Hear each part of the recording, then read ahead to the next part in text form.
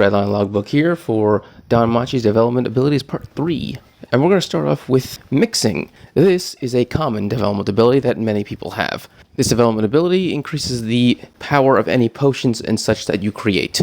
Basically, it's the development ability that every herbalist wants to get their hand on, similar to blacksmithing for a blacksmith. With the Mixing development ability, the herbalist now can basically say that they have high-grade potions or high-grade elixirs, which then allows them to sell all their product at a higher rate because the majority of people who have this development ability are part of a familia that, well, deals in magical potions, like the Miyok familia or the Diasek familia. And just like the blacksmithing ability, your development ability has a ranking system like all development abilities, and the higher the rank, the better the potion will be. For example, a person with an I development ability will create something, and then a year later, if they have, let's see, a G development ability, they make the exact same potion with the exact same ingredients, the G potion will, of course, be better.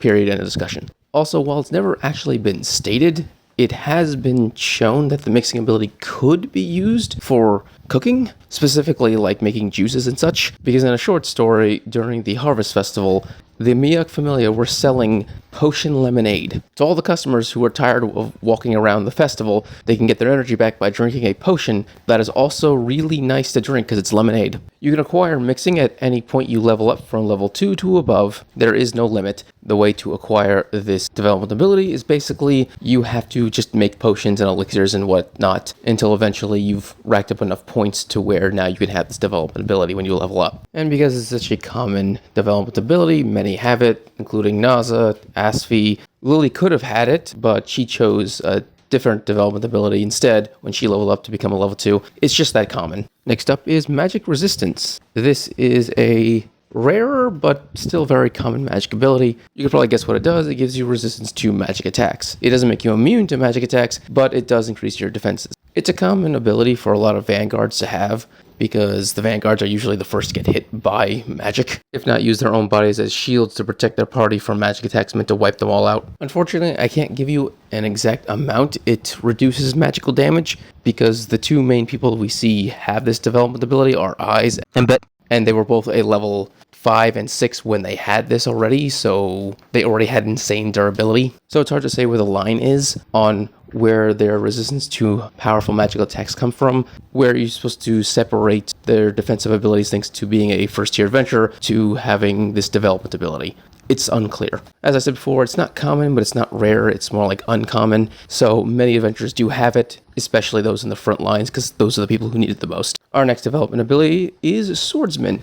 This is actually a rare ability that not many have. You get it by dedicating your life to the sword. Basically, you gotta train with a sword specifically, day in and day out, and then eventually you will be able to acquire this development ability. As such, we only know of 2 people in all of Aurora who actually have it, this being Eyes and the other being Hogni, everyone's favorite Chinibito Dark Elf. And as you could probably guess, Swordsman increases any attacks you do with a sword. What I mean by this, let's say there are 2 people with the exact same stats with each other, and they're both fighting with swords, except one has the development ability, Swordsman, and the other doesn't. When the 2 swords collide, the one with the development ability will have a stronger strike. I'm unclear if this also increases your abilities with the sword, but if I had to choose yes or no, I would say no, because one of the big things in Danmachi is an individual training their skills to become stronger through just skills. That's what Takemichi constantly teaches his students. And so if you had a development ability that just taught you how to be a better swordsman, that would be cheating.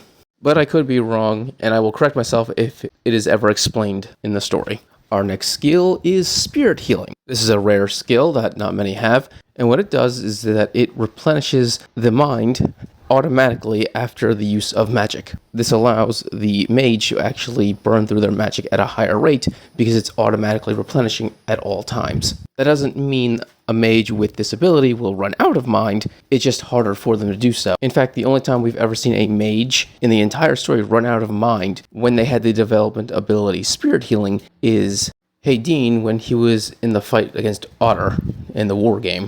And even then, the only reason why he ran out of magic is because he purposely gave all of it away to Bell when he gave him the lightning armor at the end. As for a way to get this developed ability, you basically had to be special. When I said this is rare, I should have qualified it as ultra rare. The vast majority of mages do not have this ability, and those who do just happen to be elves, like Riveria, who isn't just an elf but royalty, and also Hagni, who is special in the simple fact that he actually has the most mind in all of Aurorio, in fact all of the world. He even has more mind than Riveria.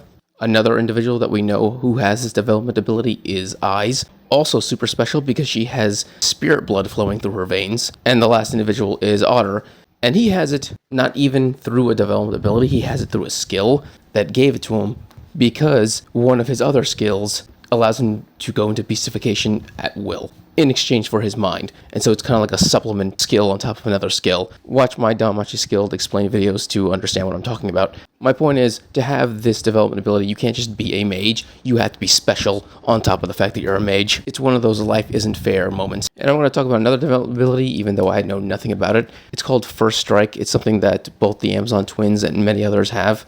We have never been explained what it does. We just know the name of it. And the only reason why I'm bringing it up at the end of this video is because I've been asked about it if I know what it is, and I do not. All I can say is that based on the range of adventures that have it, I would say it's probably an uncommon development ability, so not rare but not common. And the way you develop it doesn't seem to have a very specific way of fighting, because the adventures that have it both fight with their hands in martial arts, and others fight with weapons and techniques, so the way you develop it is unclear. Alright, I'm going to end the video here. If you enjoyed, please subscribe, give a thumbs up so you can enjoy more Danmachi and other things. Thank you, and have a great day.